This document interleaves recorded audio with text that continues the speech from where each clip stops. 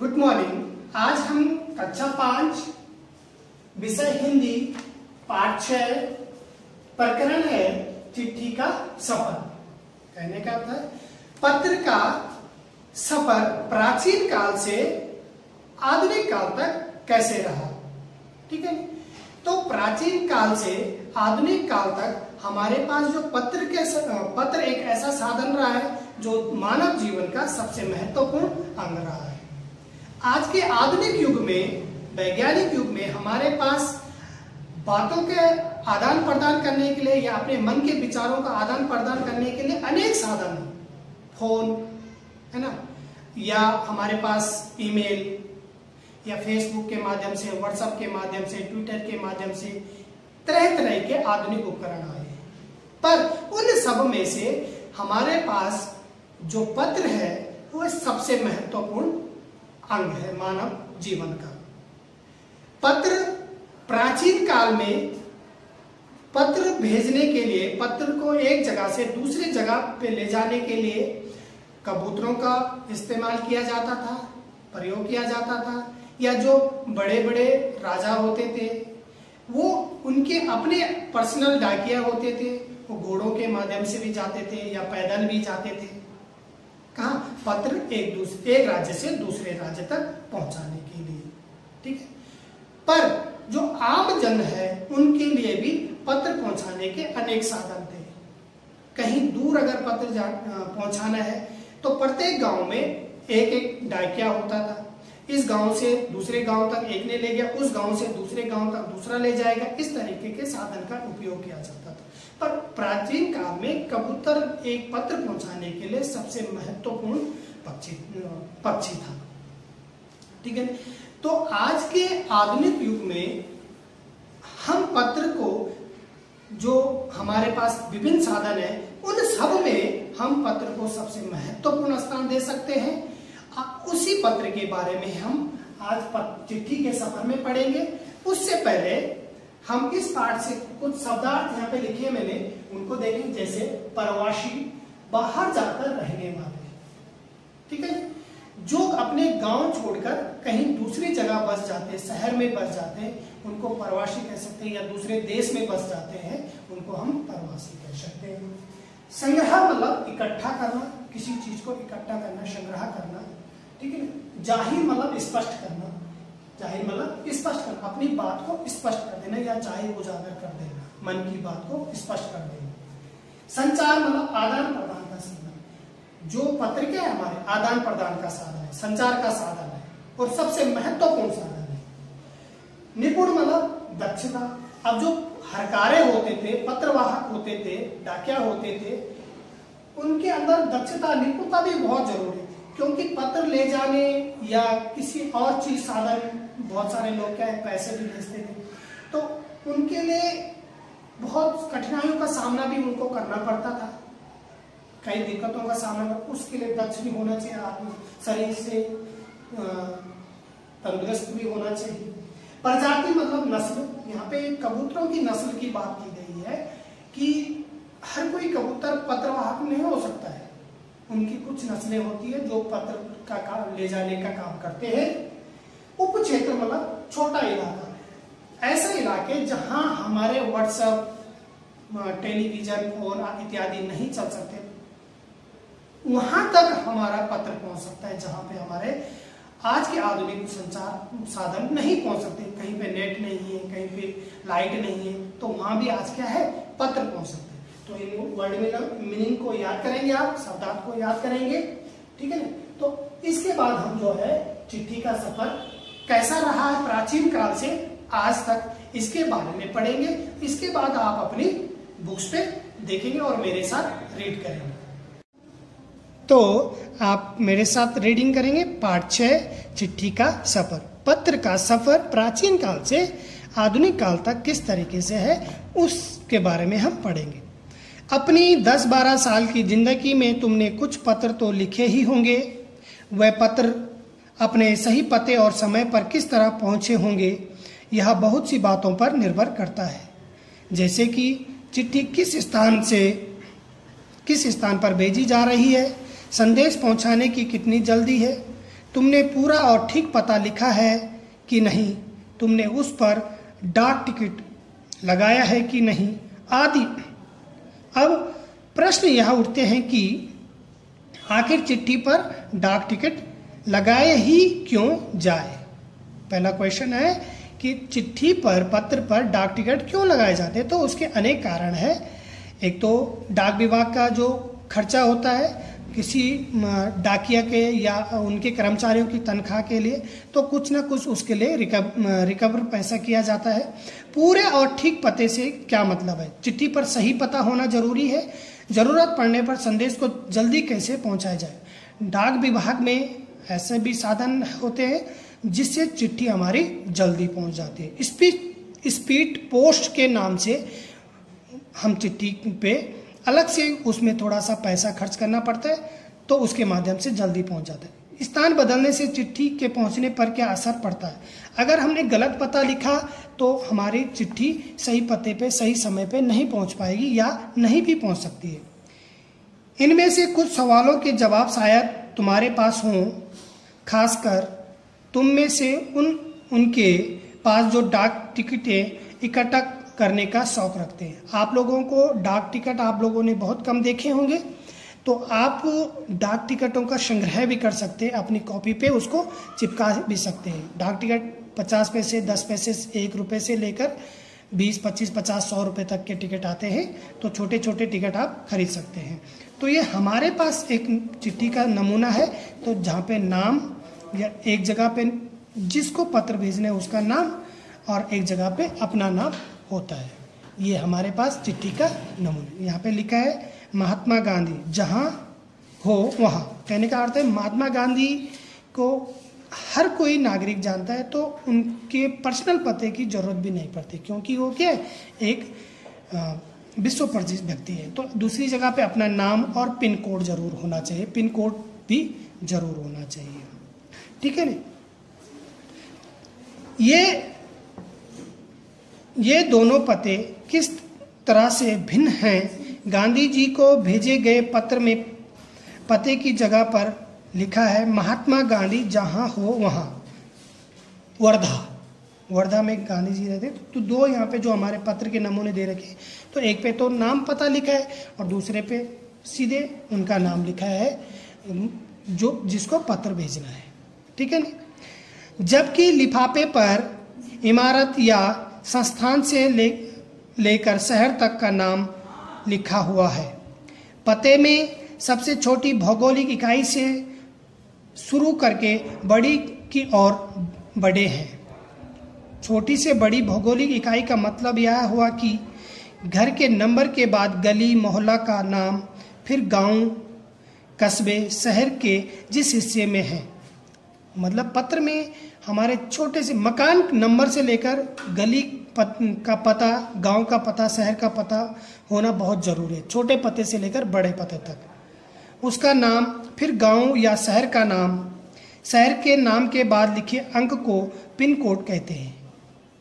Pin code कहते हैं। यह 6 अंकों का होता है। हर जगह को एक पिन कोड दिया गया है। यह सोचने लायक बात है कि आखिर पिन कोड की जरूरत क्या है। हमारे देश में अनेक ऐसे कस्बे, गांव, शहर हैं जिनके नाम एक जैसे हैं।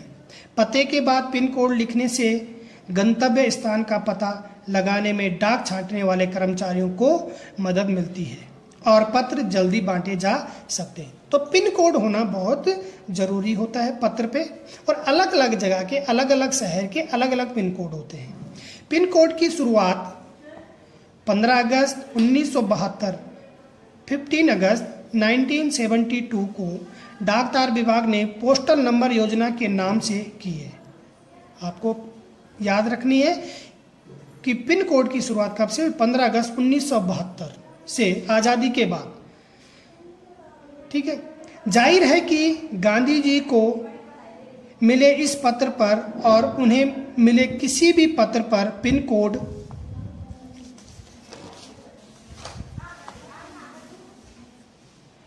का इस्तेमाल नहीं किया गया था। फर्क सिर्फ पिन कोड का ही नहीं, समय के साथ डाक सेवाओं में निरंतर बदलाव और विकास होता रहा है। बहुत पुराने समय में कबूतरों के द्वारा संदेश भेजे जाते थे। प्राचीन काल में क्या है, कबूतरों के द्वारा संदेश भेजने का काम किया जाता था। ठीक है ना। जब संदेश वाहक कबूतरों की बात हो रही है तो उन इंसानों की बात कैसे न हो जो ऐसे समय में डाक पहुंचाने का काम करते रहे। जब कहने का अर्थ उस समय क्या है, कबूतर तो चिट्ठी पहुंचाते थे, पत्र पहुंचाते थे, पर आदमियों को भी नियुक्त किया जाता था चिट्ठी को पहुंचाने के लिए। जब संचार और परिवहन के साधन बेहद सीमित थे, जब संचार मतलब जो हमारे फोन हैं इत्यादि और परिवहन गाड़ियों का साधन बहुत सीमित था, बहुत कम थे। बात हो रही है उन हरकारों की जो पैदल ही आम आदमी तक चिट्ठी पत्री पहुंचाने का काम करते रहे। पत्र पहुंचाने वाले जो पैदल पत्रवाहक होते थे उनको हरकारें कहते थे। ठीक है। राजा महाराजों के पास घुड़सवार हरकारे हुआ करते थे। घुड़सवार हरकारे हुआ करते थे राजाओं के पास, कि घोड़ों के माध्यम से क्या है वो पत्र को एक जगह से दूसरी जगह पे ले जाते थे। हरकारों को न सिर्फ हर तरह की जगहों पर पहुंचना होता था बल्कि डाक की रक्षा भी करनी होती थी। उनको डाक की रक्षा भी बहुत जरूरी करनी होती थी, क्योंकि कई प्रकार की समस्या उनके सामने आ सकती थी। डाकू, लुटेरों या जंगली जानवरों की चपेट में आने का डर हमेशा बना रहता था। आज भी भारतीय डाक सेवा दुर्गम व पहाड़ी इलाकों तक डाक पहुंचाने के लिए हरकारों पर निर्भर करती है। कहने का अर्थ है कि जो गांव के इलाके हैं जहां पे हमारे नेट, टेलीविजन, फोन, लाइट या किसी के पास फोन है ही नहीं, ऐसे साधन नहीं है, वहां पे आज भी पत्र के माध्यम से क्या है बातों का, अपने मन के विचारों का आदान प्रदान किया जाता है। जम्मू कश्मीर के लद्दाख खंड में पदम, जस्कार जैसी कई जगह है जहां हरकारे डाक पहुंचाते हैं। ऐसे बहुत सारी जगह है जहां पे क्या है आज भी डाक वाहक जो डाकिया होते हैं वो पत्र पहुंचाते हैं, जहां पे क्या है मोबाइल फोन नहीं है, नेटवर्क क्षेत्र नहीं है जहां पे। आजकल तो संदेश भेजने के नए नए तेज साधन आसानी से उपलब्ध हो गए हैं। डाक बांटने में हवाई जहाज, पानी के जहाज और जाने कौन कौन से साधन इस्तेमाल किए जा रहे हैं। डाक विभाग भी पत्र, मनी ऑर्डर के साथ साथ ईमेल, बधाई कार्ड आदि लोगों तक पहुंचा रहा है। डाक विभाग भी कई साधन क्या है आम जन के पास पहुंचाने की पूरी कोशिश करता है। कबूतरों की उड़ान से लेकर हवाई डाक सेवाओं तक का सफर दिलचस्प करने वाला है। यह सोचकर आश्चर्य होता है कि कबूतर जैसा पक्षी संदेश वाहक भी हो सकता है। कबूतर की कई प्रजातियां होती है और ये सभी संदेश ले जाने का काम नहीं कर सकती है। मैंने आपको पहले भी बताया कि कबूतरों की कई प्रजाति होती है, हर प्रजाति पत्र पहुंचाने का काम नहीं कर सकती है। गृहबाज या हुमर वह प्रजाति है जिसे प्रशिक्षित करके डाक संदेश भेजने के काम में लाया जाता है। ठीक है, उनको प्रशिक्षण दिया जाता है, ट्रेन किया जाता है, तब जाके वो चिट्ठी को, पत्र को एक जगह से दूसरी जगह तक ले जाते हैं। आखिर कबूतर अपना रास्ता ढूंढ कैसे लेता है, उन प्रवासी पक्षियों के बारे में सोचो और पता करो कि वे कैसे सैकड़ों मील का रास्ता और सही जगह तय कर पाते हैं, हजारों मील चल सकते हैं। तो यहाँ पे देखेंगे उड़ीसा पुलिस खास तौर पर हुमर कबूतरों का इस्तेमाल राज्य के कई दुर्गम इलाकों में संदेश पहुंचाने के लिए कर रही है। यहाँ पे नोट दिया गया है विशेष राज्य के लिए कि उड़ीसा राज्य के लिए। ठीक है नी। कानून व्यवस्था, संकट और अन्य मौकों पर संदेश के लिए ये कबूतर बहुत ही उपयोगी साबित हुए। कबूतरों कि संदेश सेवा बहुत सस्ती है और उन पर खास खर्च नहीं आता है। कहने का अर्थ है डाक विभाग में कर्मचारियों पे तो अनेक प्रकार का खर्च आता है, उनकी सुरक्षा से लेकर उनकी तनख्वाह से लेकर कई प्रकार के, पर कबूतर एक ऐसा डाकिया है हमारे पास, डाक का साधन, भेजने का साधन है जिसपे खर्च बहुत कम आता है। इन कबूतरों का जीवन 15-20 साल होता है। कबूतरों का जीवन जो होता है 15 से 20 साल तक कबूतर जीते हैं और 8-10 साल तक वे बहुत अच्छा काम करते हैं। कुछ साल उनको सिखाने में लग जाता है, जब वो छोटे रहते हैं, फिर कुछ समय बाद वो क्या है परफेक्ट होते हैं, सीख जाते हैं, तो उसके बाद वो काम करते हैं। तो 8-10 सालों डाक सेवा अच्छी तरीके से कर सकते हैं। स्वस्थ कबूतर एक दिन में 1000 किलोमीटर तक का सफर कर सकता है। 1000 किलोमीटर तक क्या है स्वस्थ कबूतर जो होता है वो चल सकता है।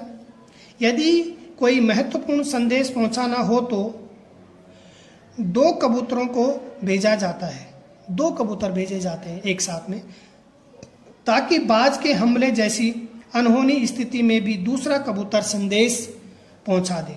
अगर बाज पक्षी होता है जो, वो अगर कबूतरों को मारने में या किसी कबूतर को मारने में सक्षम हुआ तो दूसरा कबूतर संदेश को पहुंचा सके, इसके लिए 2 कबूतर भेजे जाते हैं। शायद यह पढ़कर तुम एक ऐसे कबूतर की कहानी पढ़ना चाहो जो दूसरे विश्व युद्ध में संदेश पहुंचाता था। दूसरे विश्व युद्ध में क्या है कबूतरों ने बहुत सारे मदद की है आर्मी की या देश सेवा में संदेश पहुंचाने के लिए एक जगह से दूसरी जगह पे, क्योंकि उस समय हमारे पास संचार के साधन उतना नहीं था। इस कबूतर की कहानी नेशनल बुक ट्रस्ट से अंग्रेजी में छपी एक किताब में दी गई है। किताब का नाम है ग्रेनेक, किताब का नाम है ग्रेनेक, जो कि इस किताब के हीरो का भी नाम है। ठीक है ना। अगर तुम हिंदी में पढ़ना चाहते हो तो क्यों ना नेशनल बुक